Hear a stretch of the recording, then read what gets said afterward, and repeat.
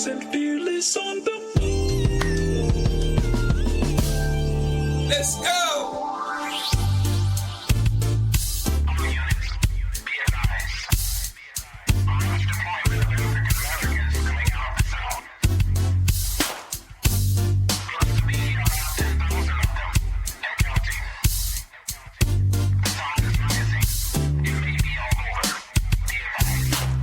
Deep in the delta where the willows grow, in the soil stained by the blood of my ancestors.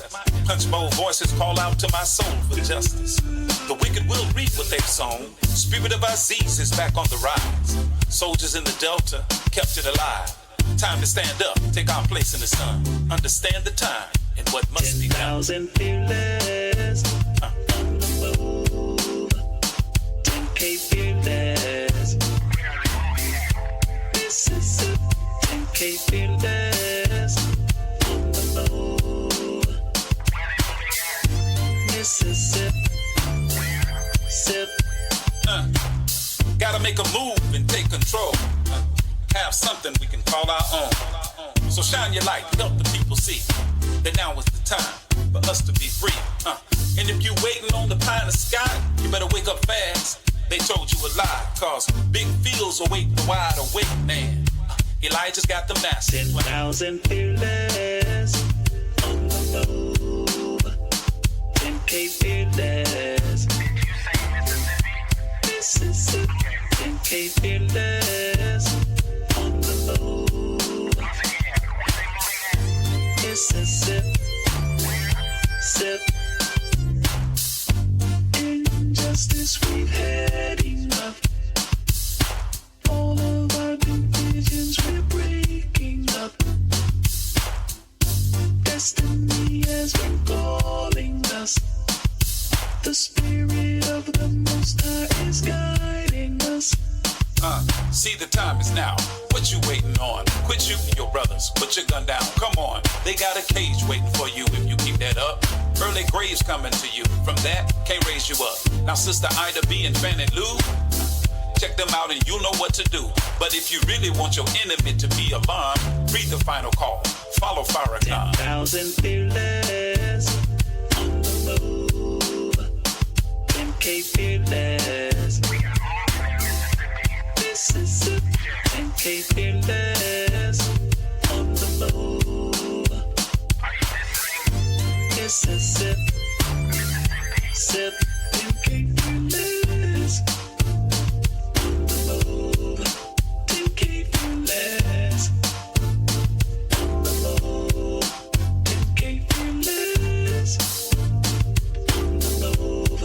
In Mississippi. Mississippi. 10,000 fearless on the move.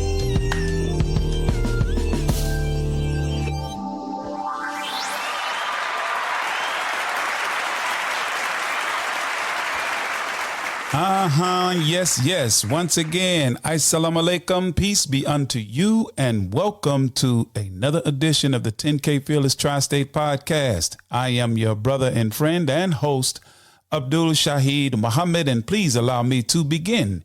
In the name of Allah, the Beneficent, the Merciful, I bear witness to the oneness of Almighty God, the oneness of His prophets, and the oneness of the scriptures that were revealed through them to the whole of humanity. We thank Almighty God, Allah, for all of the prophets and all of the scriptures that were revealed through them.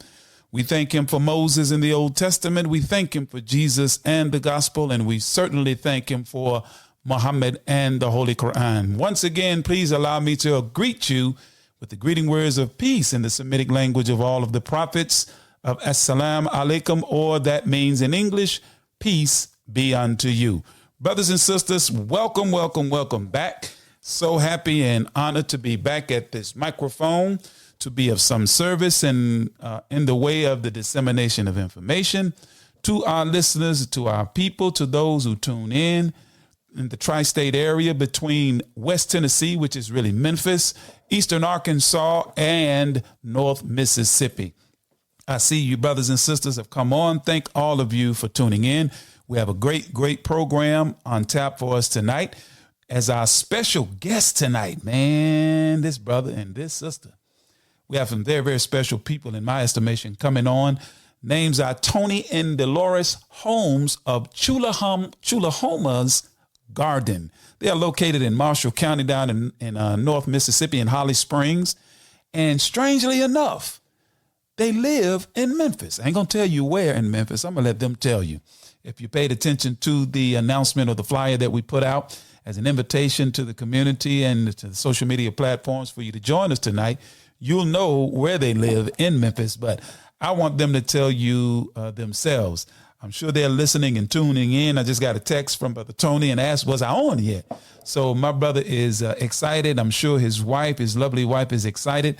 I just met these brothers, this brother and this sister, not long ago, and I've had the opportunity and the blessing to go and actually visit Chulahoma's Garden right down there in Holly Springs, Mississippi, in Marshall County. And I got to tell you, man, it is a beautiful sight.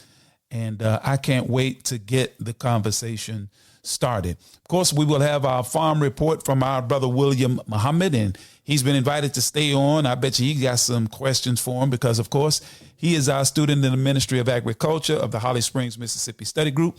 So I just sent word out, Brother William. I told you Monday night, man, be ready now. So I'm pretty sure Brother William is on tap, ready to be with us this evening. But before we get started, I always like to begin with what I call axioms, or the guiding principles that we use to undergird every conversation and every interview that we have on this platform. Axiom. What is an axiom?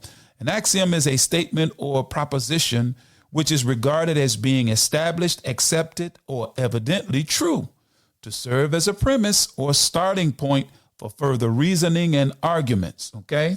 So I use axioms, or as axioms, quotes from our dear beloved minister and teacher and leader, the Honorable Minister Louis Farrakhan. And the first one I use from him, where he writes, or he quotes, is quoted as saying, quote, "He who gives you the diameter of your knowledge prescribes for you the circumference of your activity."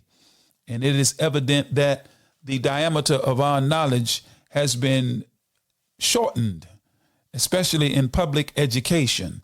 There's been the dumbing down of several generations of our young people in the public educational system, in that they are limiting what is taught that is relevant and attractive, particularly to young people of color, especially young black children. They don't find themselves, and I know this for a fact because I've had the opportunity and the blessing for several years to actually work in a high school as a school resource officer during my career in law enforcement. And so I've heard and seen firsthand what it is that our children are being exposed to in the way of curriculum in the school that I worked at, which is was then Memphis City School. It's now Shelby County Schools. Is that right? Yeah, y'all know that. Second one from the Honorable Minister Louis Farrakhan, his definition that he gave us for a slave, when he said, quote, "A slave is one whose power and authority is ruled over by another, and whose sphere of freedom is limited according to the wishes of his master." And you got to know, brothers and sisters, our power and authority, our economic power, our political power, social and otherwise, is ruled over by someone else, because whenever we act or speak in a way that is not agreeable to those who exert power and authority over us, you hear them speak out and tap us, or at least try to tap us back in line or back within the sphere that they have provided for us. Is that right? I know y'all know that's right. The one I want to use as the third one for tonight comes from one Mr. Victor Hugo. And that Brother William is hitting me back, letting me know he's ready. This one comes from Victor Hugo, which a man who was quoted by Dr. King in his message entitled "The Crisis in American Cities." It happened, or he delivered that message in the wake of the uprisings during the civil rights era, I think in the late 60s, 67 or 68, if I'm not mistaken. But he quoted Victor Hugo as saying these words, quote, "If the soul is left in darkness, sins will be committed. The guilty one is not he who commits the sin, but he who causes the darkness, end quote. There's more to that quote, or more that Dr. King said in the wake of that is very, very revealing as it relates to those who cause the darkness. And when you dumb down a population by denying them the human right to know just their history in a public setting, but you make the requirement of the histories of others, make it a requirement, then you are putting those souls who are being denied the right to know their history in the same measure that the histories of others are being afforded or taught.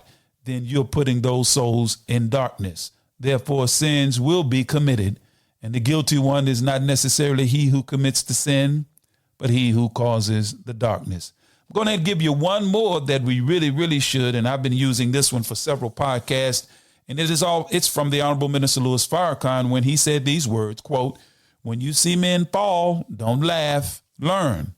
Learn because you're on your way up, and the things that tempt people to fall, you and I are not free from that temptation, nor from the weakness that will cause us to stumble and fall. When you laugh at somebody else's fall, white or black, rich or poor, your enemy or your friend, you're laughing and opening a way for your own demise when you do that. Because to laugh and not learn, to make a mockery and not to understand, is to make the same mistake yourself." There you have it, end quote. There you have it from the Honorable Minister Louis Farrakhan. Those are the axioms that I want us to keep in mind as we engage our guest. And those of you that type in, I see you when you type in your comments, and I try to pay attention to what you type in. Those who have joined us, I want to give a few shout outs for those that are already on. Of course, my brother Rufus is on, brother David. Oh, my brother Dennis Muhammad is on. Thank you for tuning in, sir. Sister Marissa is on. Who else is on? Others are on. Yeah. Chulahoma Farms is on. I'll be pulling you in just a second, brother Tony. You will see a little invite show up on your screen. And I'm going to bring you on. Matter of fact, I'm going to go ahead and do it now so I can have you already set. Brother, as soon as you see that, just click on it, man, and I'll pull you in. And Brother David just liked the show. Thank you so much, Brother David, for being with us tonight. So as we get ready to launch and get started with our interview of our guest, in about a couple of minutes, we're going to have Brother William going to be coming on. Brother William, just call me direct, man, because we know that issue you have with your phone sometimes. So just go ahead and give me a direct call. But until he gives me a call, we're going to do what we always do at about this time. We're going to show some love and support to those who love and support us. So I will be right back. We will be right back after these commercial announcements. It's 12:20. Chilling in the studio. Taking over the world. Assalamu alaikum. Wa alaikum salam. I come in peace. I don't mean you no harm. I say assalamu alaikum. Wa alaikum salam. I come in peace. I don't mean you know. I don't mean you know. See, I come in peace. Ain't nobody I am hurting except my enemies. But for my brothers I am working. Cause the powers that be wanna see, that's why they're lurking. We're both making up peace. Taste the difference.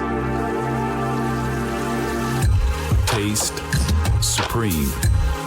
Enjoy our 100% natural Supreme spring water with natural calcium and magnesium, but zero fluoride and zero chloride.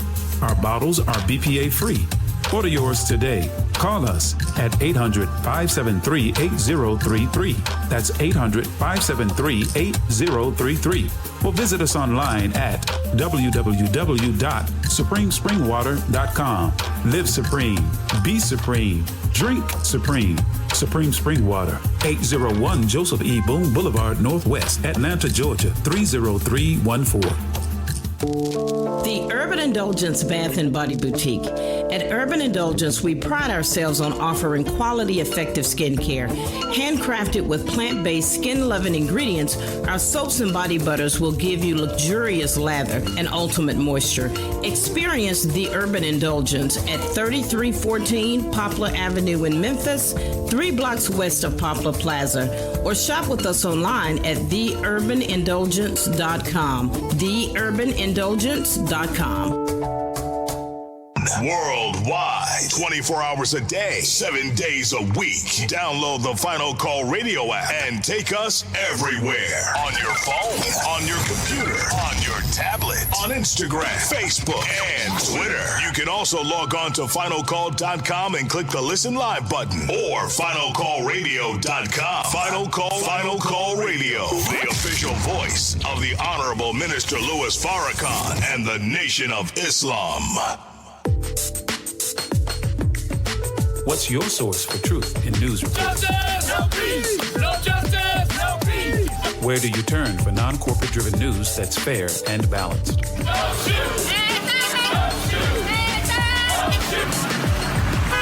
Subscribe to the Final Call News, your #1 free and independent news source that delivers hard-hitting national and international news coverage of today's political, economic, and social issues. To subscribe to local home delivery, call us at area code 662-252-8999. That's 662-252-8999. Visit our website at www.finalcall.com. 10,000 fearless on the move.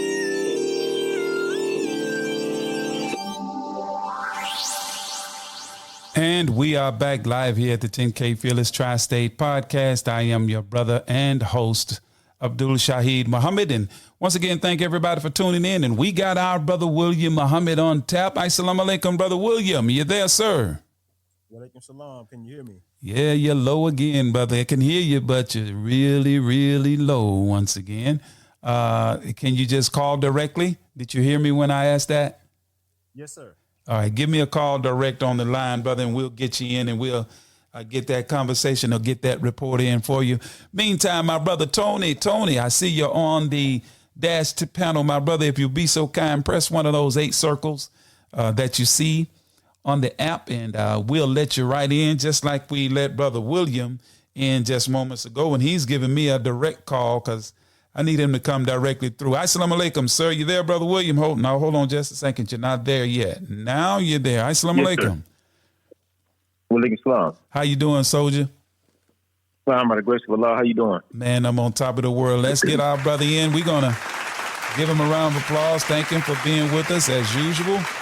Brother, what's going on the farm front? Give me a report from the Ministry of Agriculture for the study group. What's going on, sir? Yes, sir. I actually just got off of the state Ministry of Agriculture call with that brother Gerald host every Thursday at 6:30. Oh. Yes, sir. So we were going over some things, and so when Brother Musa gave the report for the farm that I work with him at Kingdom Farms, he was talking about the 4 major crops that he's growing right now, the 4 larger ones, and that's going to be the okra, string beans, squash, and tomatoes. And of course, he planted onions and cabbage and artichokes and other things. But it was just the weather, was kind of preventing them from being able to get down in the fields and working because it's still muddy. Yes, sir. But that's what he was stressing. So they looking pretty good. Praise. So hopefully, yes, sir. So hopefully in a little bit we'll have some of those ready. And we talked about sweet corn as well. He said that it's still time to grow some sweet corn. So that's what we're looking at. I'm scheduled to go down there within the next few days to try to help out where he needs me to help him out at. Great. And that's something that Dr. Ridgely, who's director of Muhammad Farms, he shared with us. And he'll be speaking Thursday, May 16th, 2024. And the keynote speaker that he'll be actually, I'm not going to say debating against, but he'll be questioning him on some things. The Secretary of Agriculture, Tom J. I think his name is Slack, if I'm pronouncing that right. But this is going to be the annual Farm Field Day that's presented by the Sherrod Institute, and it's going to be in Albany, Georgia, on May the 16th. And that's supposed to be updates from the USDA Agri Commission, Climate Smart Agriculture Demonstration Tour, updates from the state and local USDA offices, Farm Expo, as well as some other things that they're going to be doing. But I had that flyer. I know no one can see it. But I just wanted, to say if anybody who's interested in going, they can go. And of course, if you know anything about Dr. Richard, we will challenge him right there on the spot. Yes, brother. Praise be to. See, brothers and sisters, these are the kind of things that we may want to give our attention to, particularly as the decline, really, of America in terms of her ability to produce food and the like in the wake of the calamities that have been happening. All of this bad weather that they say is of biblical proportions. Oftentimes they use that language in reference to how severe the weather has been. Wintertime, summertime, hurricane season, tornadic activity, and it's ill affecting the growing of food. So food prices are going to begin to soar. So it is important that we take the initiative, brothers and sisters, to look for alternative food sources. And that's why the Nation of Islam, we have a Ministry of Agriculture, and we certainly thank you, Brother William. Brother William, I got me some stuff. My wife and I, we put some stuff in the ground in the backyard here, brother.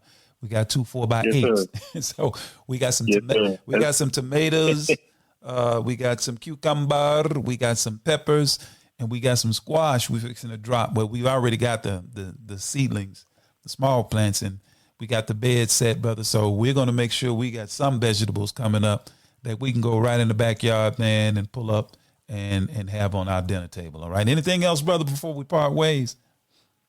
I'm just going to say I also mentioned to the participants on the conference call that I just got off the podcast. I actually sent a flyer to the group thread, and I told them that if anybody was interested in getting on the podcast, listening, or even doing call-in, maybe ask some questions. Because I told them that Brother Tony Jones would be on there. He's very knowledgeable in some things that they were discussing. Yes. So hopefully, yes, sir. Because I know Brother Larry talked about that was supposed to be a 2-day event on his farm. That Alcorn actually canceled 2 days before the event was scheduled to begin, and he was wondering why. Nobody gave him an explanation. Yes, sir. Yes, sir. Man.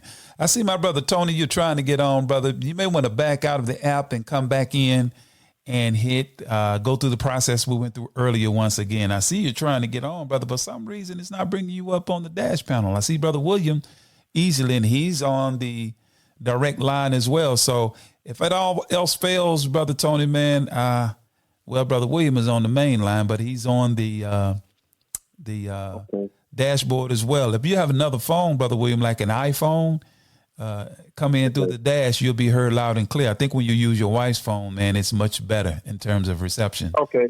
And okay, yes, sir. Okay. Brother Tony might have to call me directly, but hold up, let's see if he can come in. Let's give him another opportunity. Maybe he's just having some. Okay.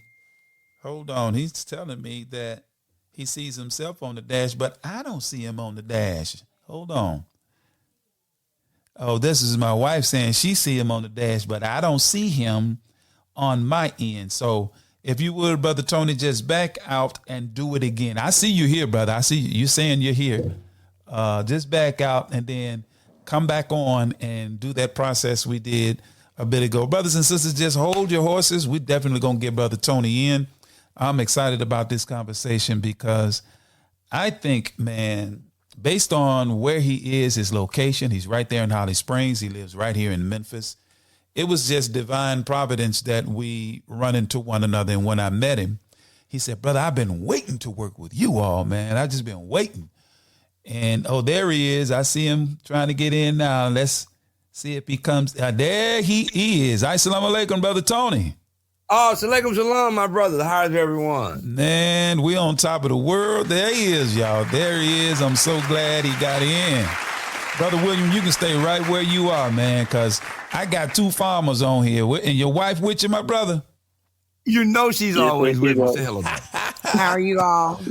We on top of the world, Sister Deloris. Thank you. Let me first of all thank the both of you for accepting our humble invitation to come onto our platform, because I want the world to know. I want at least this tri-state area to know all about Chulahoma Farms, and as many people as we can expose the two of you to as possible.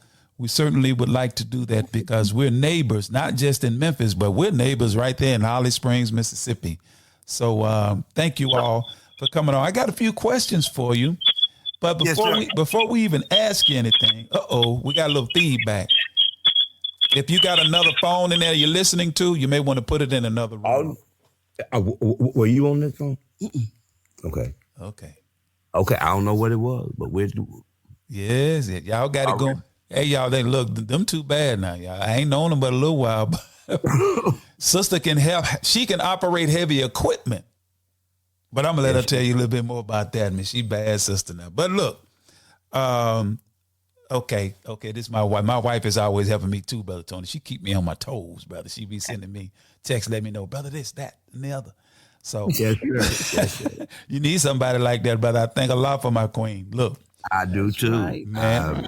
But brothers and sisters, this is Brother Tony and Deloris Jones of Chulahoma's Garden LLC. They're located in Marshall County in Holly Springs, Mississippi. And I want to begin by first allowing the both of you, please introduce yourselves to our listening audience in any way you see fit. Okay, again, my name is Deloris Jones. When he asked where do we live in Memphis, we live in the great, most popular place in Memphis, and that is Orange Mound. Come on now, the Mound. Yeah. The best place to live. Yes. So a little bit about us before Tony takes over. We knew we wanted to grow our own food because we saw so much of what was going on in the news as far as people illnesses. And so I said to myself that only commonality we have is food. So I knew that that was the only thing that separated us from other people is the food that we're eating. And if we don't take control of our health, you know what happens. Yes. So we started growing at home. We were doing hydroponics. Mm-hmm. And then after we acquired the land, we knew we wanted to grow hydroponic down there as well. Well, little did we know that it was raw land. We had no water. We had no utilities. Mm-hmm. So we would leave Memphis, take water, and water our plants. Mm. So then after that, but we had a bountiful harvest every year. So then we knew we wanted to feed the people. Again, in the rural area, oftentimes there's no way to get to the grocery store. Uh-huh. And in that community, the grocery store is Walmart, and that's 30 minutes away. Wow. So we had two purposes, and that was to feed ourselves quality food and then have quality food for our neighborhood as well, meaning the rural area. Yes, ma'am. So wow.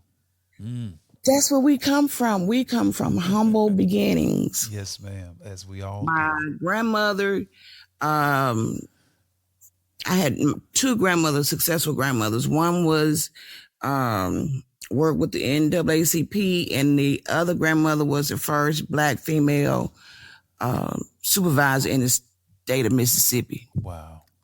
Come on, man. Brother Tony. Sir.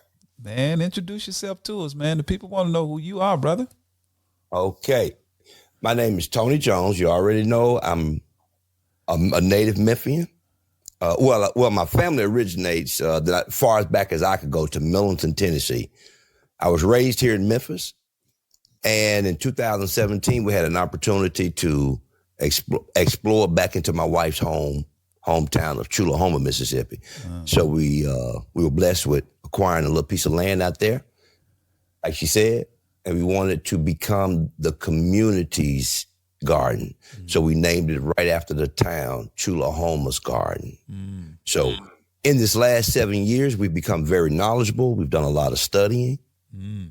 We work hand in hand with the USDA from Washington, D.C., all the way back to Mississippi. Some of the issues that we have had, we're not having anymore. We have the contacts and the resources on how to how we affected some of the change. Yes, sir. So we know the people that we could get to help us out. We know the problems that we have. We had the same problems.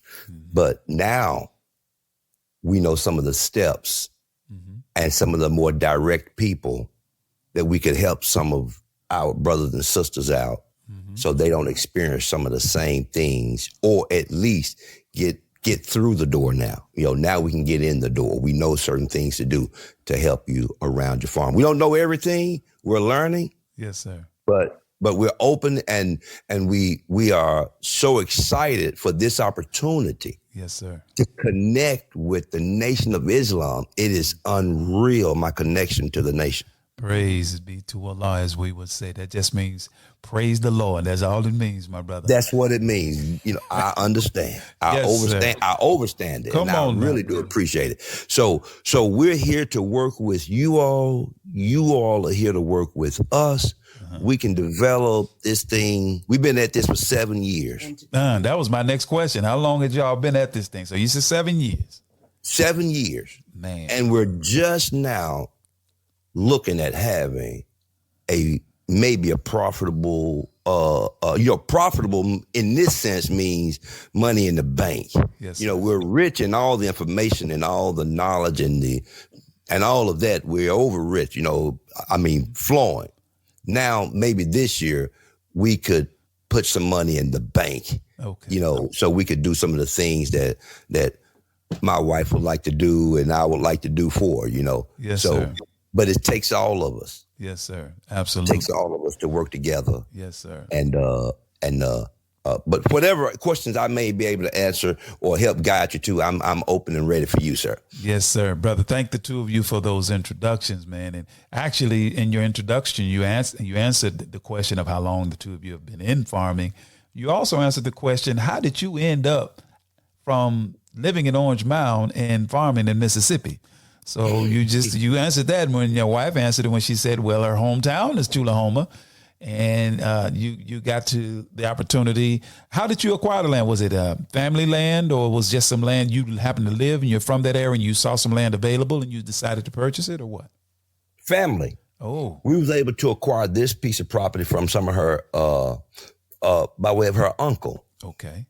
Her uncle's wife, family, are the Jamesons. Okay. And Al V. Jameson. So we was able to acquire 26 acres of Mr. Jameson's land from his daughter. Yes. 26 acres? Yes, sir. Brother, how many people or communities can 26 acres of land sustain? Must be big. We're going down a whole nother route right there, because I also will, 26 acres in that town to build a house on requires 2 acres of land. Okay. Now, they didn't say how many houses you could build, but to build a house on requires 2 acres of land. Uh-huh. We could house on 26 acres. I know we could, I've been looking at it, in the way of affordable living. Uh-huh. No, I meant how many people could it feed? Could it feed? Yeah, that much land, how many communities and whatnot and people could that much land feed? I mean, wow. It's just, year round, it's just, I don't know an exact number, but it could be a lot. Yes, sir. It could be quite a bit. We fall short in labor. Oh, mm-hmm. We fall short in labor. Mm-hmm. We don't have all of the big harvesters, and I don't have a harvester to go out and pick squash. We have to find labor to go out there and pick that squash. Right. Mm-hmm. So these things, this is a dying profession in our community. Uh-huh.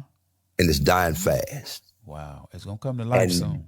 It's going to come to life. It's going to come to life because of groups like this right here, it's going to come to life. We need to get more people active to come out to the farm to support your local farmers. You all do very well supporting one another with the Nation Farm over there. Yes, sir. And that's a great thing. I like that model. That is the perfect model. And we have a brother on with us, Brother William Muhammad. He's our student in the Ministry of Agriculture, and he just made an announcement concerning an event that's coming up. Brother William, I don't know if I'm sure, you all were on. You heard the announcement he made, right? Yes, sir. Yes, and I'm going to bring him in a moment. I want him to. And if you have some questions, Brother William, please feel free to chime in, brother. But I'm going to get the first couple out of the way. What are your all's growing methods? Because, people hear USDA, particularly conscious people, sometimes they recoil. But the process in terms of getting in. But you've told me, you've shared with me, you all's growing methods. But if you would, brother, share with the audience your growing methods and the seeds, the kind of seeds that you use. Are you there, Brother Tony? Don't tell me he fell off. No, he's still there. I'm here. Can you not hear me? Okay, there you are. Your phone screen probably went black. It did. I noticed that. Uh-huh. It did. I'll pay attention to that. Thank you, sir. Yes, sir. We are certified naturally grown. Naturally what that grown. means, naturally grown. Yes, sir. And what that is the same practice as the United States Department of Agriculture organic program. Okay. We follow the same practices and principles. We use no harmful chemicals. We do not allow anything come on our place that says poison or not OMRI, that's not listed on the organic list. Okay. There's a list posted. These items cannot come on your farm. Okay. So we follow those rules. We're also good agriculture practices audited. We have been GAP, you may hear it called GAP audited. Uh-huh. We are a GAP audited farm. That means that we cover certain, we follow certain food safety practices. Okay. And to get into the major markets where you want to be able to sell, that is the way that compliance and regulation is what we have to do. Nobody wants to buy something that they don't know has been produced safely. So that's the way we farm, in a safe and sustainable manner. Yes, sir. And what about your seeds, brother? Because, there are kinds of this platform, and of course, we know about GMO seeds and all of that. Share with the audience your seeds in terms of what you use. We only select non-GMO seeds, number one. That's the first thing. Mm-hmm. Non-GMO seeds, but our seeds are definitely non-GMO because we have to purchase organic seeds. Okay. Good, good, great. Excellent. Our seeds have to come from a certified organic, and I have to keep the lot numbers and the dates, and I have a manual of not every pack, but here lately, every pack that we buy, who we source our seeds from, the lot numbers they come from. And all of this is for traceability. They want to be able to trace it all. They want to be, if something outbreaks in the store, they want to be able to trace back to the seed, to the seed harvester. Wow. Now that's information that I didn't know in terms of, having the ability to trace if there's an outbreak. And, and you hear about recalls sometimes in the news, and I'm probably sure some of us have wondered, okay, they recalled it. Well, who produced it? How do they find out who to keep it from getting back into the food chain, if you will? Okay. Let me help you with that right quick. Yes, sir. Please. Okay. You want to know every recall that comes up in the United States? Go to the USDA or Google USDA recalls. Mm-hmm. Look up recalls throughout the USDA, and you'll find a link to where you can put your email address in, And if it's a recall in food, if it's a recall in medicine, if it's a recall in whatever the recall is in, baby formula, it's going to pop up on your phone and alert you. Okay. That's every day you're going to get an email, or you're going to get a notification to your phone. You know, and you can sign up. I don't have it right off my head, but it's FDA. If you look on the USDA or FDA recall list, you know, there's a sign up, you know where you opt in to get the list. Okay, and they send it to you. So clearly, there's an app associated with it. Well, it'll come in the form of an email. Okay. Mine comes in the form of email. I don't know if I think they'll text it to you too. Okay, gotcha. They got them auto texts. Okay, that sounds good. So, okay, now, brother, I want to get to more into the community and its connection or the possible connection to a resource like Chulahoma's Garden. Yes, sir. What can we do? I'll just ask the question the way I got it written. What can we do to create a mutually beneficial relationship, brother, between Chulahoma's Garden and the Holly Springs and Orange Mound communities? Because and I'm preaching to the choir here, the accessibility of wholesome food, even though many of our people live in Memphis in an urban center, they are essentially in a food desert right in the city where they should be able to get food. What can we do to create a mutually beneficial relationship between the Holly Springs and Orange Mound, Memphis communities? We need to address all of our people, everybody, turn their attention to where their food comes from. Encourage them to look at it, where your food comes from. In order to attract this type of attention and this type of work, we also have to support that farm financially. I can't bring them in. I could bring them in, attempt to show them, but if I cannot show them the income, if I cannot show them an income, see, it's easier. This is a passion. You have to love this. Just coming out here to farm for 7 years, and I'm not saying we didn't have any income in it. Right. But what I'm saying is a sustainable income. Right. Gotcha. See, we have to provide a sustainable income. My concern is the support that they would get. Yes. The supermarket right now can outsell me any day. They're more convenient. They're more convenient. They, they're cheaper. And that farmer would like to be able to pay his utility bill on time. Right. And there are a lot of people don't care about organic. They just care about the food. And then you talk about this area being a food desert because people looking at Dollar Tree, Dollar General as their grocery stores now. Right. Yeah. Because there are big stores in most neighborhoods. Yes, right. Ma'am. So that economic, that's the economic tie right there. Number one, are you really concerned about what you eat?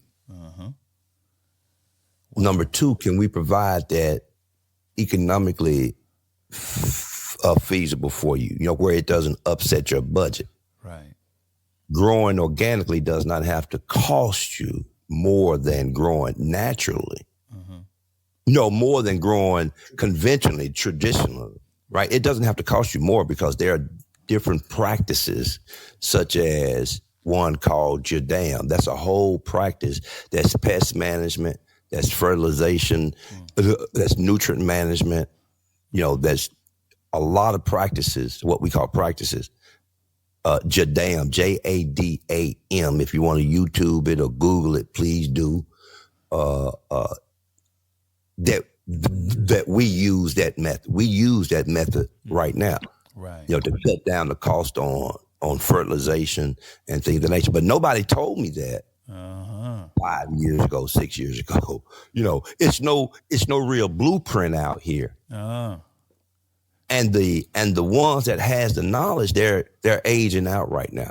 Ooh, so that's taking me into the next question, brother. What were some of the challenges you said now that you just said there's no template out there for us, and you essentially said that you've done the work, and now those coming behind you won't have to work as hard to get through the doors. What were some of the major challenges you all faced over the period of 7 years?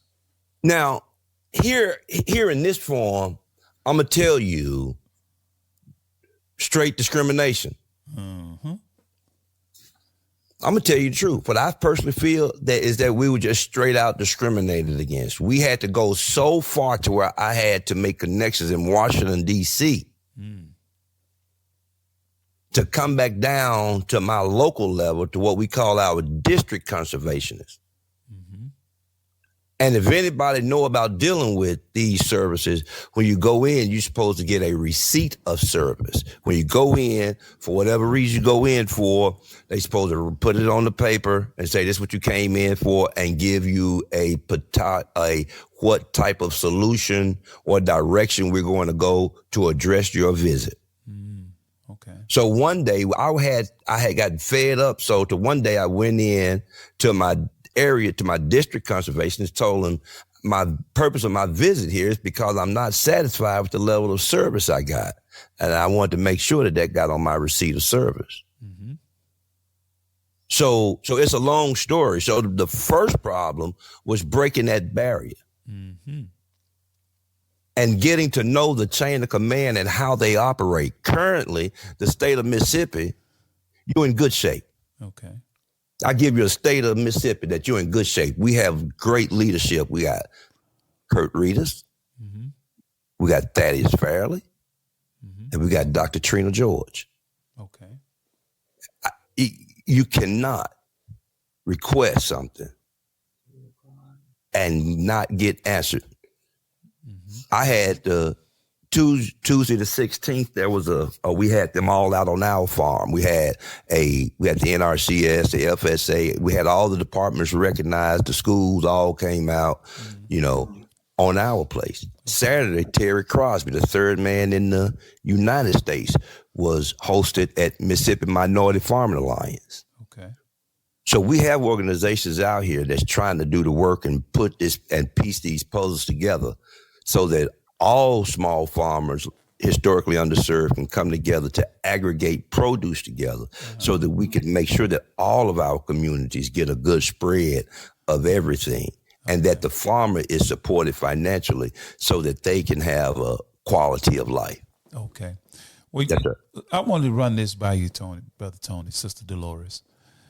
When I was, both of you know, I'm in law enforcement. I'm on my way out, God willing, in just a few months. Well, about 2 more years, actually.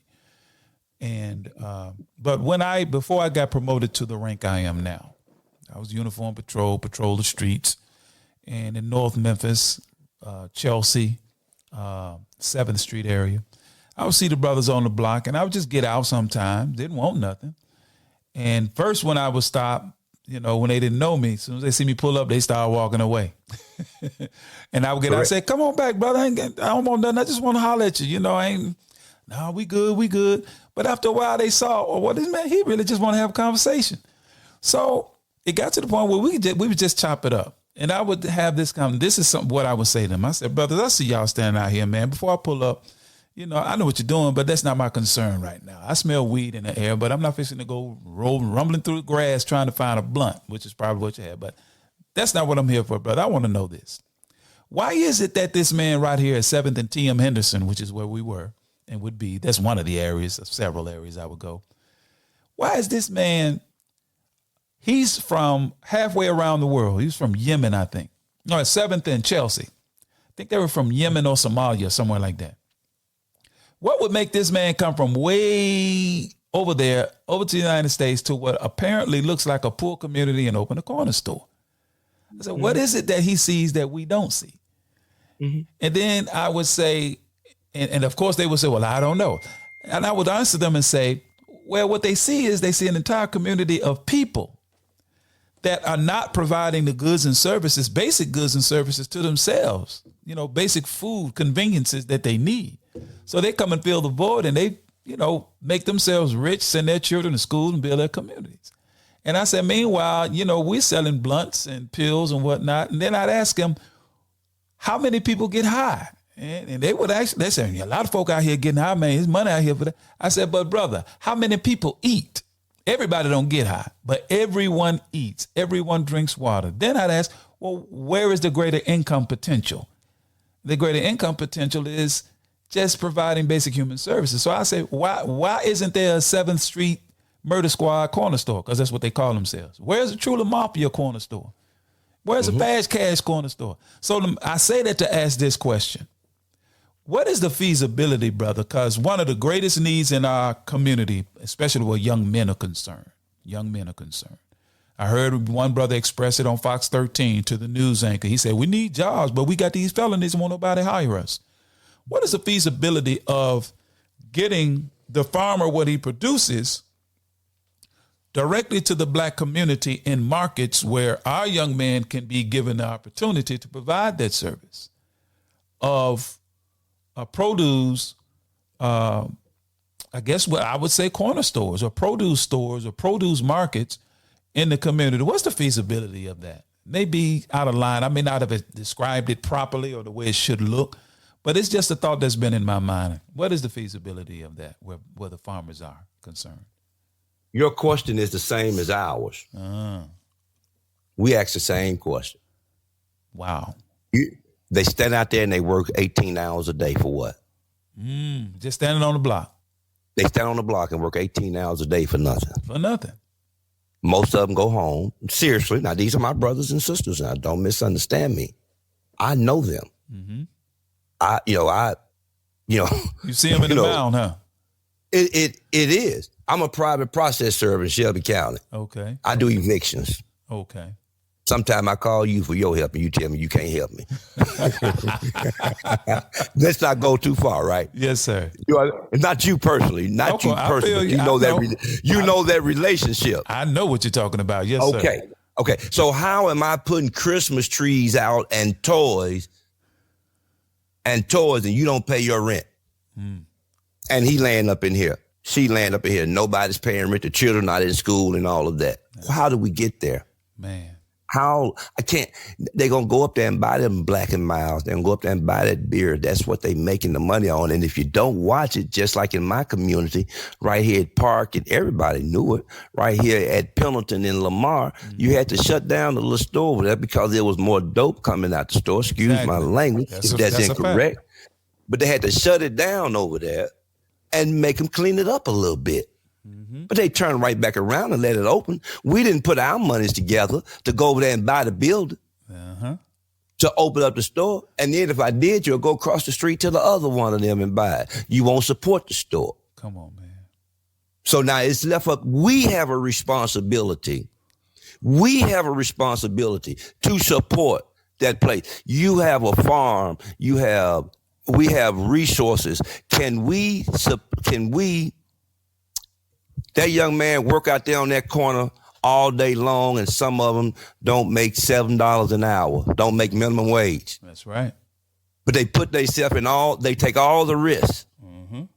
Now, how can we rechannel that energy, show them a positive income, and that agriculture does not have to mean slavery? It doesn't, you put agriculture and slavery together. You don't put, I'm eating well, I'm in control of what I put in my body for the longevity of my body.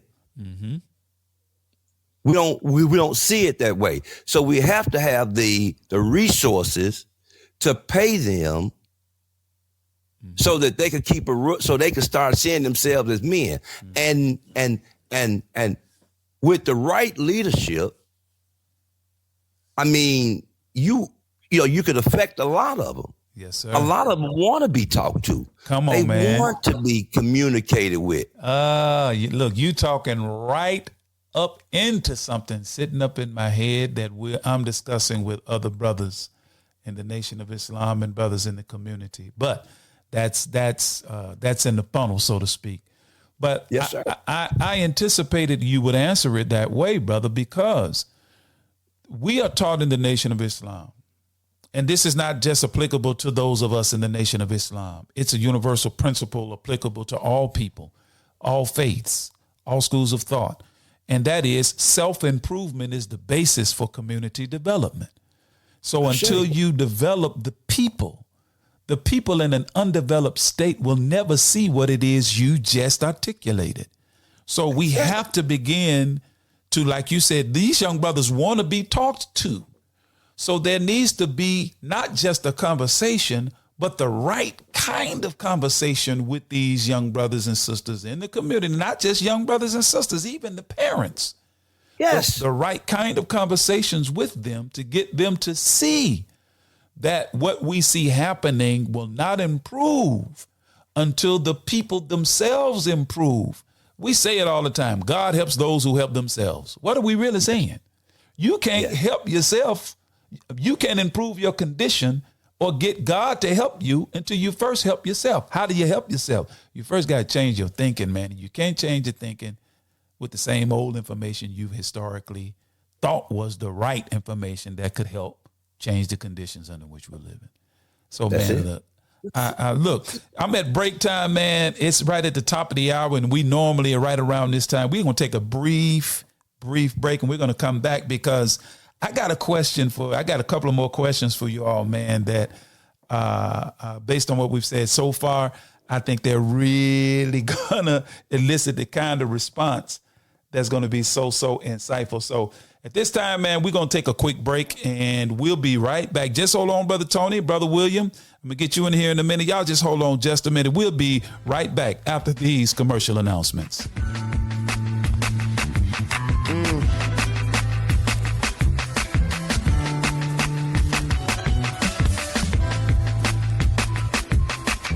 It's 12:20.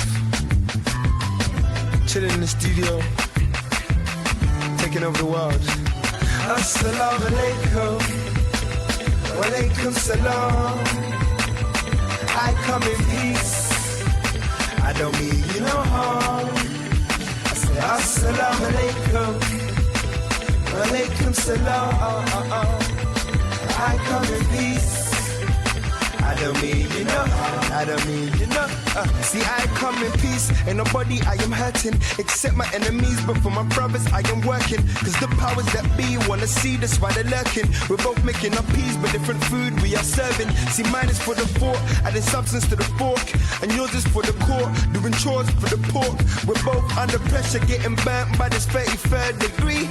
So why on earth you wanna smoke me? It's your brother who's broke. It's your brother who's dying. It's your brother who you poke. Stick him up with the iron. He's the one who is arrested for the same dirty job. After you get a sentence in the prison, full stop. It's your brother who knows and overstands your grind. Your brother has the same pain sitting in his mind. Ignorant and blind, we divide by these different ends. We can come together and just fight for these dividends. Look. The Urban Indulgence Bath and Body Boutique. At Urban Indulgence, we pride ourselves on offering quality, effective skincare. Handcrafted with plant-based, skin-loving ingredients, our soaps and body butters will give you luxurious lather and ultimate moisture. Experience the Urban Indulgence at 3314 Poplar Avenue in Memphis, 3 blocks west of Poplar Plaza, or shop with us online at theurbanindulgence.com. theurbanindulgence.com. Taste the difference. Taste Supreme. Enjoy our 100% natural Supreme spring water with natural calcium and magnesium, but 0 fluoride and 0 chloride. Our bottles are BPA free. Order yours today. Call us at 800-573-8033. That's 800-573-8033. Or visit us online at www.supremespringwater.com. Live supreme. Be supreme. Drink supreme. Supreme Spring Water. 801 Joseph E. Boone Boulevard, Northwest, Atlanta, Georgia, 30314. worldwide, 24 hours a day, 7 days a week. Download the Final Call Radio app and take us everywhere. On your phone, on your computer, on your tablet, on Instagram, Facebook, and Twitter. You can also log on to finalcall.com and click the Listen Live button or finalcallradio.com. Final Call Radio, the official voice of the Honorable Minister Louis Farrakhan and the Nation of Islam. What's your source for truth in news reports? Justice, no peace. No justice, no peace. Where do you turn for non-corporate driven news that's fair and balanced? No shoot. Subscribe to the Final Call News, your #1 free and independent news source that delivers hard-hitting national and international news coverage of today's political, economic, and social issues. To subscribe to local home delivery, call us at area code 662-252-8999. That's 662-252-8999. Visit our website at www.finalcall.com. 10,000 fearless on the move.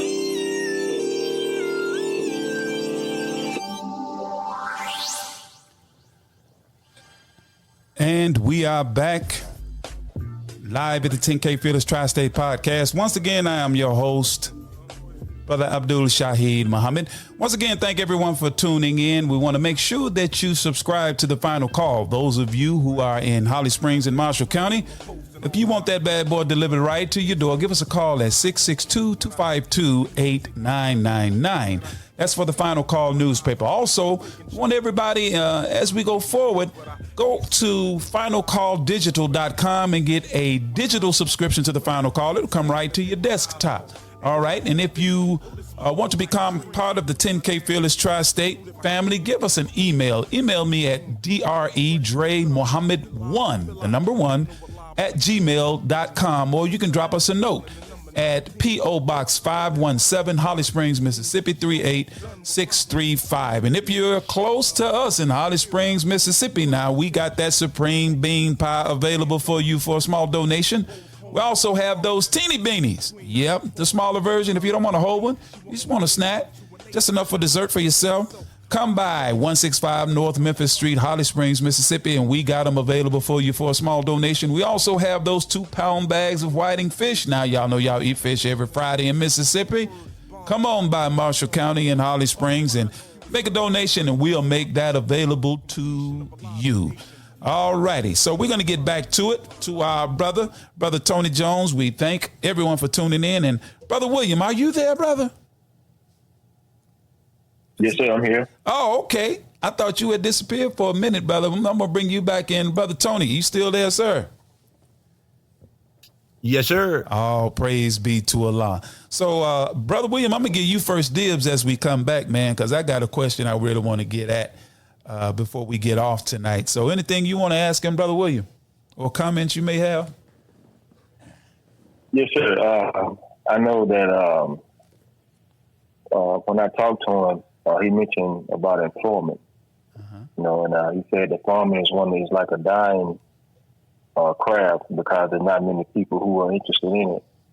But could you go over some of the things as far as like people who may be interested in being employed, working with you? Yes, sir, I will. We are currently we have the same issues as any other farm in North Mississippi. Of course, it's been wet, extremely wet. We're in the process now of getting ready to break the field up so that we can let it air and dry. In 2 weeks, I want to start planting. Okay, I want to start planting. The employment is going to come. My wife and I were speaking about this over the break just then. Right before harvest time, because we're going to go over some training issues, safety issues, food, produce safety issues. We'll probably spend a few days going over the farm first, and then we'll do some training as to how to harvest. Mm-hmm. So to say that means that we're going to be looking to hire coming around about June the 1st, when my squash get ready to come off. Why, Tony, are you waiting another month or two to hire? Why? Because it takes time for the crop to come up. And my wife and I and some volunteers are going to have to put it in. Because I respect people's time and say, hey, if you have time and you want to begin to learn your way around the farm, I mean, you want to be one of those first people, you know what I mean, that I need to come on and get this crop out. See, I need help, but I can't afford to pay until I start delivering on some of this. And I'm looking in my living room now for this contract I just did. You know, until I get ready to start having some income come into the farm. Okay, now, I want to produce all of this produce so we can create those jobs. I'm looking at about 5 jobs starting off. They're gonna start off in the neighborhood of $15 to $20 an hour. It's gonna be 5 hours a day, and that's 6 to 11, 6 in the morning to 11 in the morning. But why are you gonna stop at 11 in the morning? Because I know, my wife and I already know what it's like. What was our cutoff, baby? 100 degrees? We already know what 100 degrees on the dial and the heat index is gonna get up behind your neck, and I don't want you getting hurt and having near heat strokes and stuff like we have had. So at 11 o'clock, I want those that we select, we're gonna run from 6 to 11, get in, and see that everybody get out safely,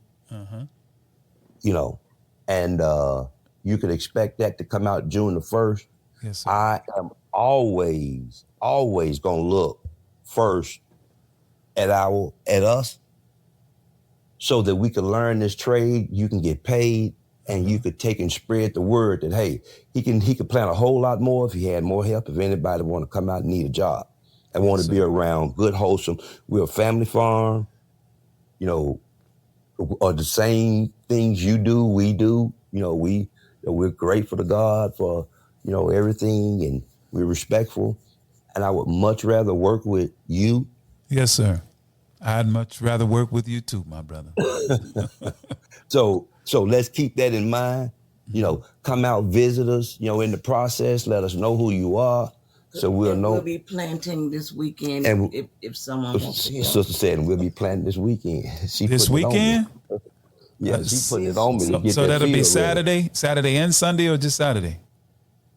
Saturday and Sunday, she said. She want to get out there and plant. So we will be out in the field this weekend, getting it ready.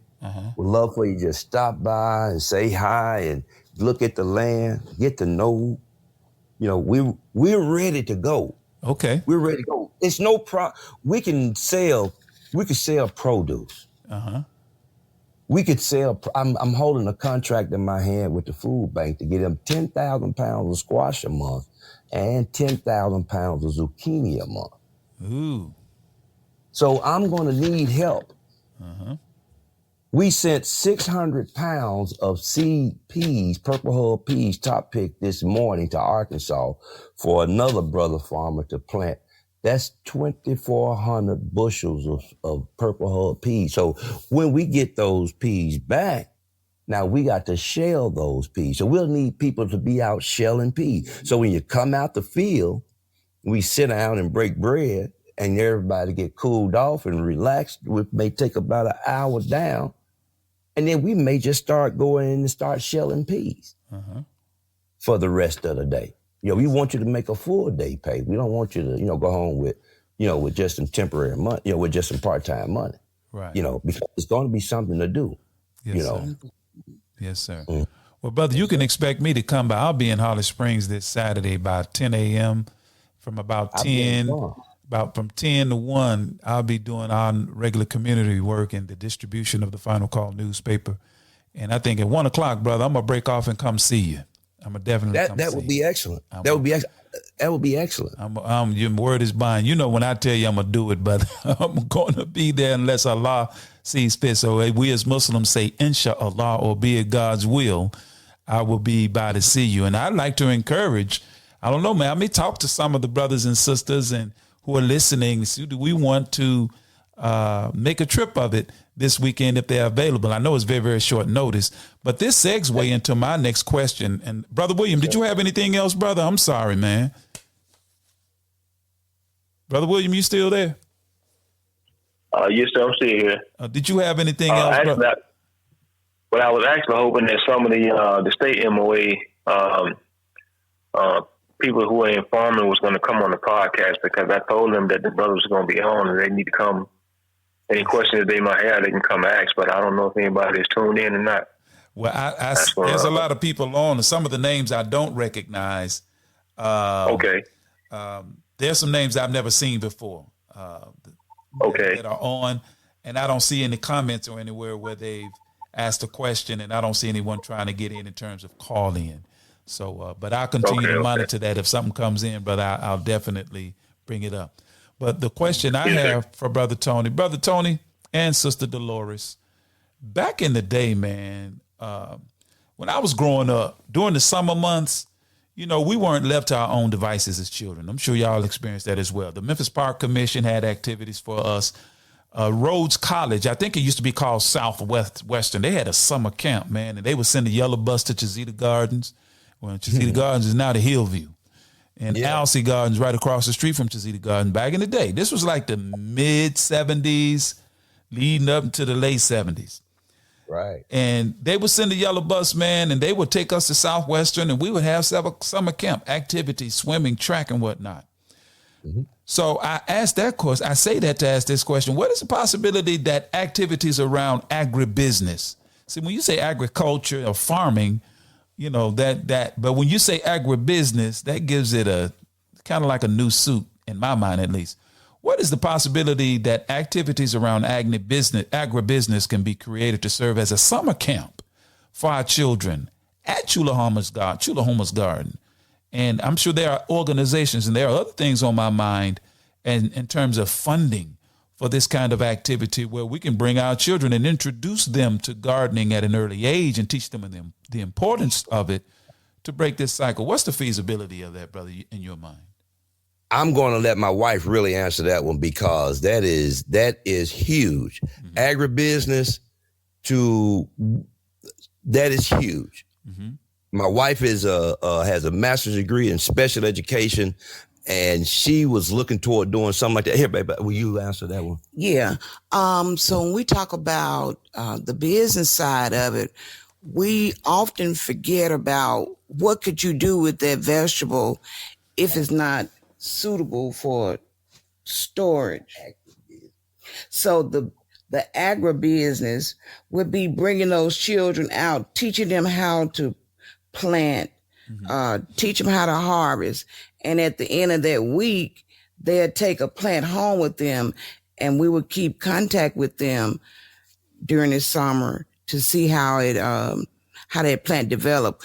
Because down the street, we had children would come in the yard, and we talked to them about, they never saw a tomato on a vine. They never saw a pepper. So we were teaching them, your food is not coming from Kroger. It's coming from someone's garden, from some farm. Mm-hmm. And this is children in Orange Mound you were showing this, right? These are children in Orange Mound. Boy, my mind is working now. I'm sure some people that are listening, their mind is working. But go ahead. Who is that? And so one thing I wanted to stress is that there are so many businesses around when you talk about agriculture. Tony and I make soap, and I use some of the foods that they call that's not pretty. I use that in my soaps. So it's ongoing when you think about the business side of it. Yes, ma'am. Yes, sir, brother. So that's where we small cabins, where we could house children, youth, young adults, labor, that is a huge thing. The agribusiness side of it is so many different routes you could take and springboard that off of, from labor pools and educational opportunities, troubled youth, what they want to call troubled youth, those who've already gotten the tag, we can bring them out, talk to them, discuss different issues of anger management, things of that nature. Right. And then that's a lot of times these children are, I use the acronym confined in tiny yards. That's right. We're in the city. We're confined in tiny yards here. They don't have a opportunity to stretch out and spread their arms. Watch out, there's the street. Don't run in the street. Get out of there. Watch the cars running up and down the road, spinning donuts in the middle of the circle, being all dangerous, killing our kids. So now we got to, keep them out the street. Child go to school. They can't even be children while they sit and eat their meal. 15-minute recess periods, 30-minute recess periods, if they get that. All that energy is bundled up. Yeah. So here we could bring them out. Like we used to go out to all the way out Watkins. What's that park out there? We used to do summer camp out there. Oh, okay. I thought it was Fuller State Park. All the way out. That's out Winchester to Mitchell Road, something like that. Oh, no. I'm sorry. No, let's go the other way. Let's go north. Watkins. We used to go all the way out Watkins. Watkins, all the way out that way. Oh, okay. I got you. And we used to do our summer camp out there, go out in the woods and stay for a week like we really camping or something. We don't have that anymore. And that's what I could see developing another facility around agriculture, food, cattle, animals. Right. Animal husbandry. That is a big market right there. That is a huge market. And I'll tell you all, if you give me 1 second, if you look up Footprint Farms, Dr. Cindy Ayers, she has a 68 or 86 acre farm, urban farm in the heart of Jackson, Mississippi. What? And it's called Footprint Farms. And she have activities, a big agriculture, ag tourism. She does a big ag tourism thing out there. Man. Cattle, high tunnels, processing facility, the same thing I'm trying to bring to Chulahoma. Yes, sir. Absolutely. And that brings you to the next. Tell us about the high tunnel you have there, because and it is huge, brothers and sisters. This is we call them hoop houses, but brother, this is about 5 hoop houses in one. I mean, it's a big one, brother. Tell us about it and what's going on the inside. I have the standard seasonal high tunnel system that is from the United States Department of Agriculture. And you can get that through the EQIP program. That is a program that Natural Resource Conservation Service gives you funds to help you with. It is a co-op type of situation, whereas you will get so much funds to do certain practices and to help you purchase this 30 by 30 foot wide by 72 foot long high tunnel. Man. Not only will you get funding to help you purchase it, whatever funds in that contract going toward the high tunnel and those practices, you could get a upfront assistance of 50% of the total projected cost. So that would help you along the way. Now there are rules to that, hey, if you take it, you got to have it up within 90 days and this, that, and everything. But I can, show you how to get it prepared for order.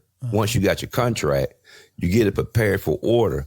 And with a small deposit, this one company that I work directly with will ship it out to you. The same one I have will ship it out to you once it arrives, then you give them the funding for that.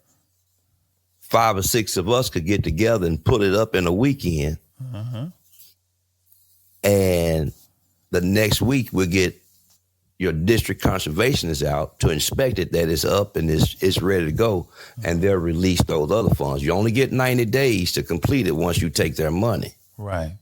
But this is a huge thing going around, is these high tunnels right now. Man. Yeah.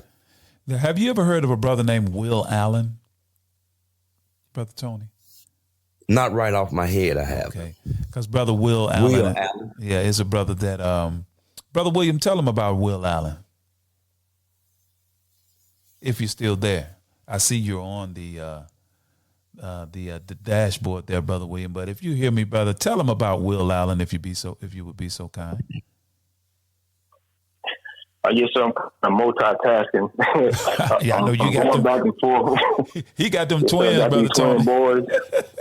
Yes, sir. Yes, sir. And then I'm trying to also, yes, sir. And I'm also trying to respond to someone asked me to share the link on the page. I'm trying to find out who that is so I can share the link with them. Oh, okay. Trying to get them on. But yes, sir. Yes, sir. Okay. Any question you had on that high tunnel or getting services from the USDA? Who, myself? Who's Brother William? Okay, go ahead, Brother William. So what now? Do you have any questions about the high tunnel that he mentioned just moments ago from the yes, USDA? sir. Yes, sir. As a matter of fact, we've actually our brother Shaheed has spearheaded a fundraiser to actually buy materials, to raise the funds and to buy materials to actually build a hoop house. Yes. And right now we just trying to get some measurement, an estimate as far as the material for like a 15 by 30 to start out, 15 foot by 30 foot, maybe 7 to 8 feet high or so. Yeah. And yes, sir. Trying to, trying to just get an idea of how much material would it take to build on that side. Okay.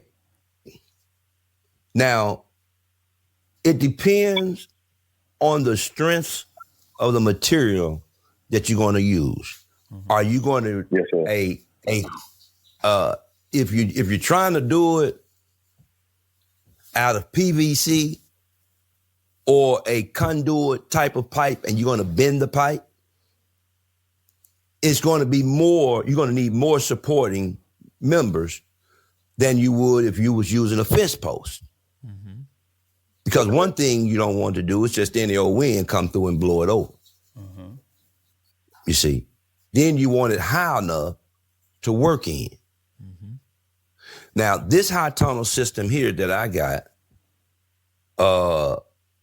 it goes for $7,600. Mm-hmm. And the freight has generally been hitting us for about $600. Mm-hmm. To ship it. To ship it. Yes, sir. Yeah. And I don't mind telling you, it comes out of Missouri. Mm-hmm. An operation up in Missouri make these. Now, my direction of thinking says I don't know why we're not ordering the pipe, cutting the pipe, and bending the pipe ourselves. Because that's the only thing they doing. Mm-hmm. Now, if I could just go off here for a second, because I see it's just look here. Go ahead, brother. Do what you do. They pass that money down to us. Getting the money is no problem. Not at this point in time in the state of Mississippi with the leadership we got. They all look like us. Okay. Getting the money ain't no problem. Getting them put up is. Okay. We too busy. Getting them put up it's not very easy to put up. You're going to need lifts. You're going to need, my wife and I put ours up and it took me about 2 months. And that was just you and her, the two people. It's on YouTube under Chulahoma Scar. I saw it. Because that's how I found out she operates heavy equipment. Yes, sir, she does. Yes, sir, she does. She done disc fields up for others and laid that black plastic down for others. It's all on that YouTube channel. Yes, See, we don't put the work in to say this, but now that's how much it costs.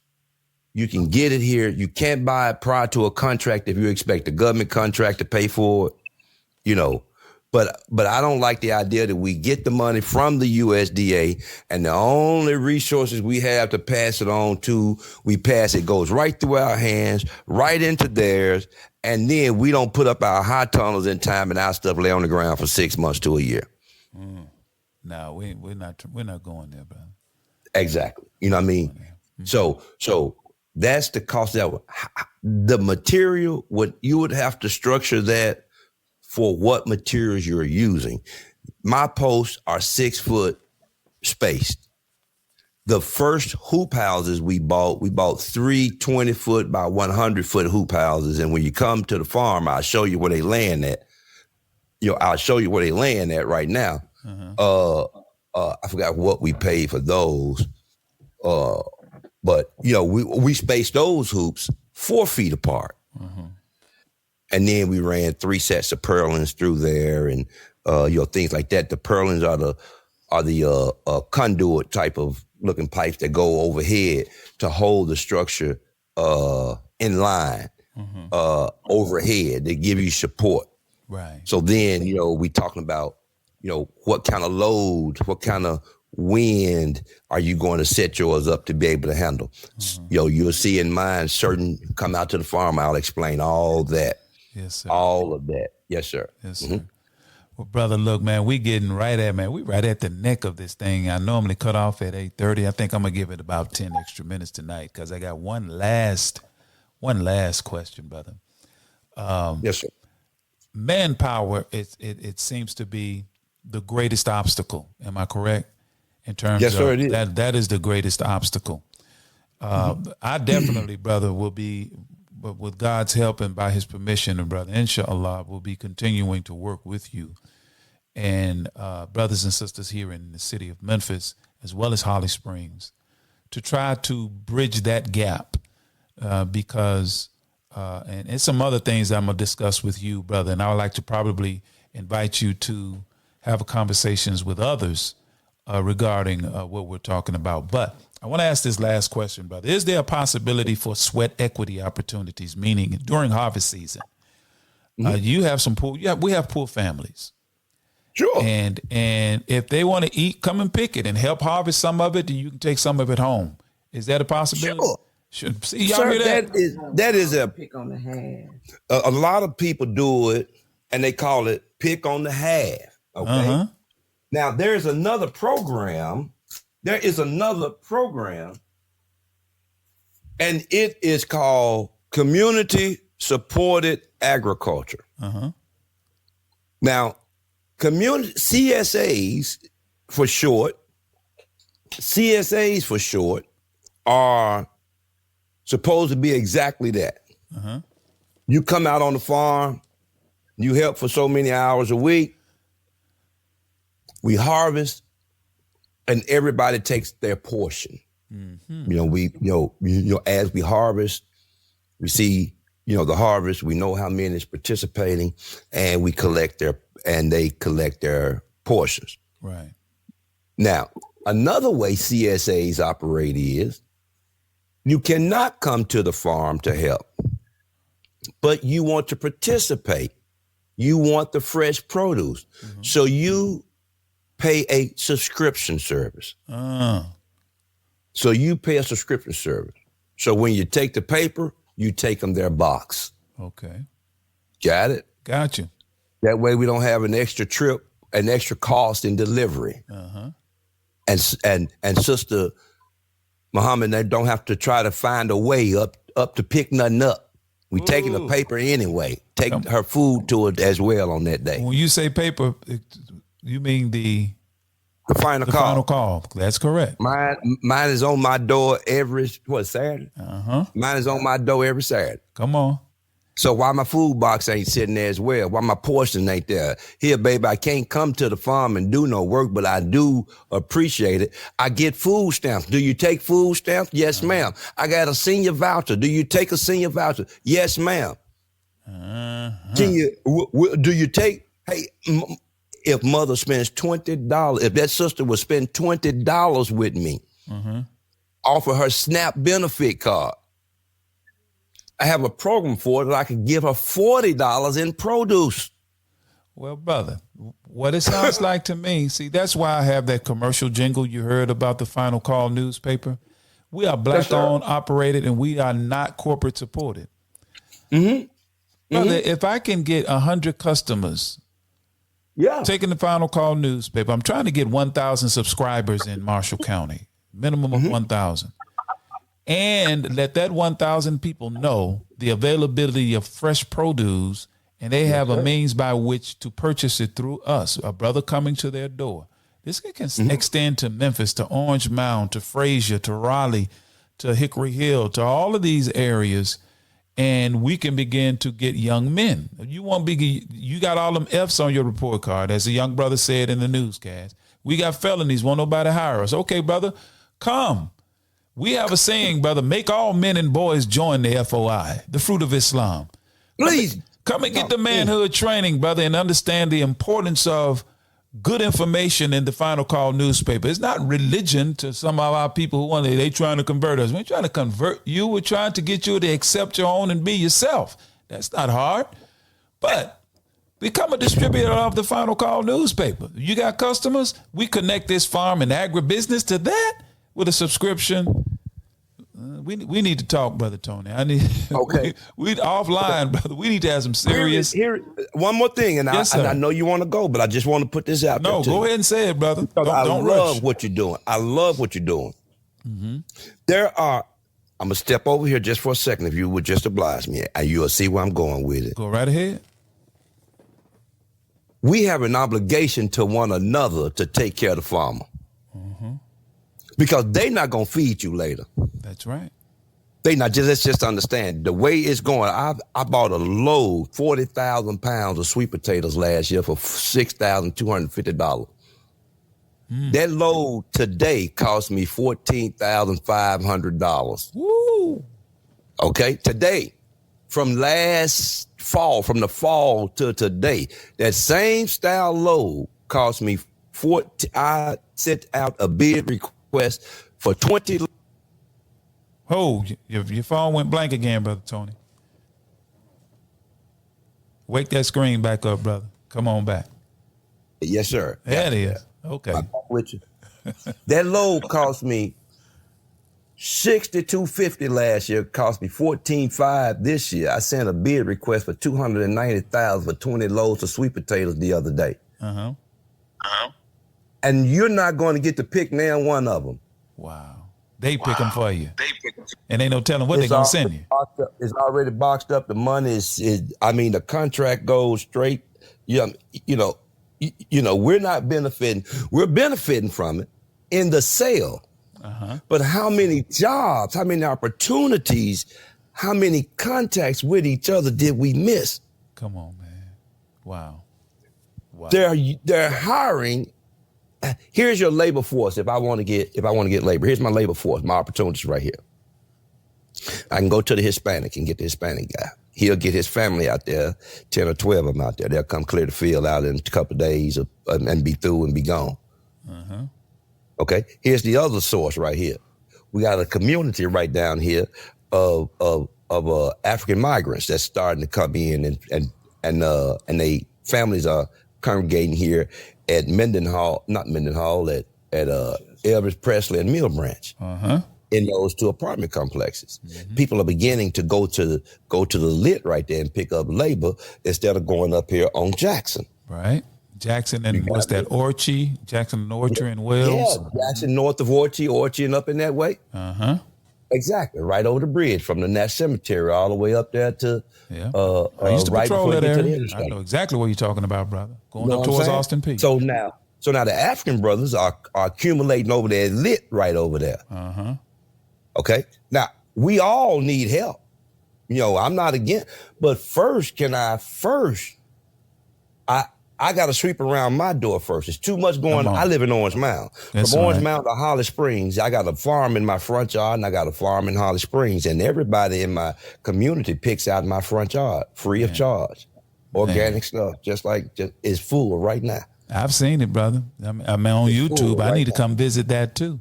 And, You're welcome to it. And Orange Mound is hurting right now. So you know what happened over here at the park the other day? Exactly, brother. And it's kind of like, divine, alignment, the divine providential hand of God, brother, in my estimation, has brought about this conversation, us meeting one another, and we need to act on it. And I'm telling you, Brother Tony, right now, and his audience is listening, and the believers in Holly Springs know how your brother is. I'm always up to something as a student and helper of the Honorable Minister Louis Farrakhan to help black people. So this is an opportunity, brother, that, of course, God willing, Brother Tony, offline, we're going to talk much more about this and try to connect these dots. We've started the conversation regarding this. Everybody is trying to find solutions to the problem of violence here, particularly in Memphis. In Holly Springs, Mississippi, last Friday, we had a young man shot down with an AK-47 style, a long gun. It was on the news. The violence is in Holly Springs. And the concern stretches from Holly Springs all the way to Memphis. So there's a natural connection there, brother. But Brother Tony, Sister Deloris, man, the time has been well spent this evening. I got to bring you back, brother, and when I say I'm going to bring you back, you can rest assured you're going to come back.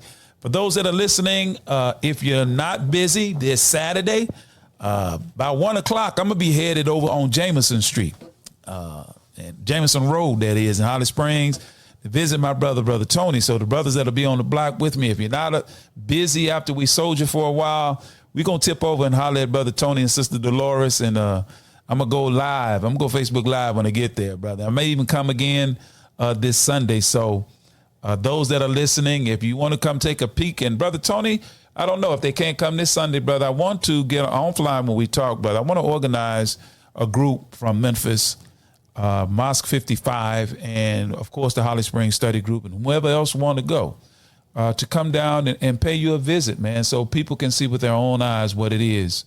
Especially some from the Orange Mound community. Maybe we can get a busload or whatever of young brothers from that community to take them just 30 minutes away from where they live. Well, I say more than 30 minutes, probably right at an hour, 45 minutes or so, to just see something different, man. And maybe it will stimulate in them a desire to try something else. All right. My wife is showing 2 thumbs up, so the gate is open. You're welcome. Sir. You're welcome to the farm. I hope you felt welcome on your first visit. Yes, brother. I felt that you're welcome to come back. Yes, and sir. I would just ask you just bless the farm again as you've done. Yes, and sir. Continue to bless the farm that we be able to support our community and one another. Yes, sir. We'll pray over the farm again, brother. I get my big brother, student minister Abdul Muthakir Muhammad, come down and pray over that farm again, brother, and pray that Almighty God will bless it to be productive and give us a good, strong, plenteous harvest, man, to feed ourselves and hopefully begin to provide opportunities for some of our people. Brother Tony, man, brother, family, brothers and sisters, this has been definitely a wonderful conversation we've had with Brother Tony and Sister Deloris. We want to give them a round of applause. Thank you, Brother William, for being on, man, and thank the listening audience for tuning in tonight. But we're getting ready to land this plane. So, Brother Tony, Sister Deloris, thank you so much. God willing, we will be talking in the very, very near future. All right? All right. All right. Appreciate you. Yes, ma'am. Yes, sir. Assalamu alaikum. Peace be unto you. You all sleep well tonight. Brothers and sisters, that was magnificent. That was simply wonderful conversation with them. I hope it was beneficial. I hope we all learned something. Thank you as well, Brother William, for being on. So, brothers and sisters, I'm going to land this plane. Please be reminded that we want those who are in Holly Springs and Marshall County. Uh-oh. That sounds like Brother William and the babies. I know what I need to do. I got you, Brother William. I got you. I forgot to mute it, brother. But brothers and sisters, please, we ask you to subscribe to the Final Call newspaper. Those of you that are in Holly Springs and Marshall County, we're asking about 1,000 of you to receive it in your homes. If you want to, please give us a call at area code 662-252-8999. Join our emailing list if you want to know more about the 10K Fearless Tri-State. Give us an email at dremuhammad1@gmail.com, or you can drop us a line if you want to send your donations to aid and assist the Holly Springs Study Group. Make your checks or money orders payable to Holly Springs Study Group and send it. Send it. We want to be a beacon of light there in Marshall County and Holly Springs and the city of Holly Springs for our people. Send us your donations and make them payable to Holly Springs Study Group. Send us to Post Office Box 517, Holly Springs, Mississippi 38635. Also, remember now, for donations, we got that Supreme Bean Pie available, the full size and the teeny beanie. Come by 165 North Memphis Street. We also have those 2-pound bags of whiting fish available for you. And guess what else I got? I forgot to mention earlier, I got a few bags of bean chips available for you as well for a small donation. And we are trying to build and establish ourselves firmly and get deeply rooted right there at 165 North Memphis Street in Holly Springs, Mississippi. So that is going to do it for tonight's episode and broadcast of the 10K Fearless Podcast. So at this time, dear brothers and sisters, please allow me to leave you as I came before you with the greeting words of peace of Assalamu Alaikum. Let's go.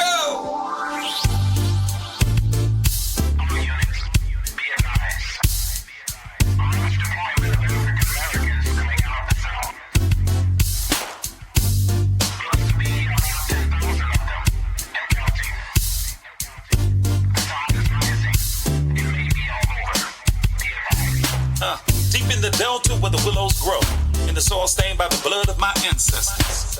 Punch bowl voices call out to my soul for justice. The wicked will reap what they've sown. Spirit of Aziz is back on the rise.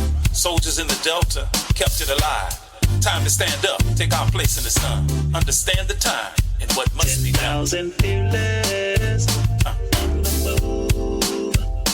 10K fearless. Mississippi. 10K fearless on the move. Mississippi. Sip. Gotta make a move and take control. Have something we can call our own. So shine your light, help the people see that now is the time for us to be free. And if you waiting on the pie in the sky, you better wake up fast. They told you a lie, cause big fields await the wide awake man. Elijah's got the massive 10,000 fearless on the move. 10K fearless. Mississippi. 10K fearless on the move. Mississippi. Sip.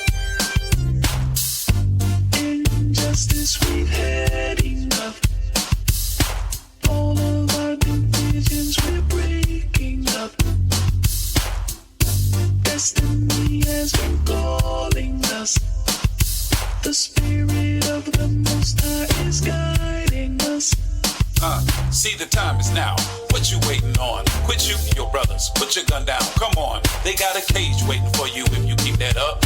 Early graves coming to you. From that, can't raise you up. Now, Sister Ida B and Fannie Lou, check them out and you'll know what to do. But if you really want your enemy to be alarmed, read the final call. Follow Farrakhan. 10,000 fearless on the move. 10K fearless. Mississippi. 10K fearless on the move. Mississippi. Sip.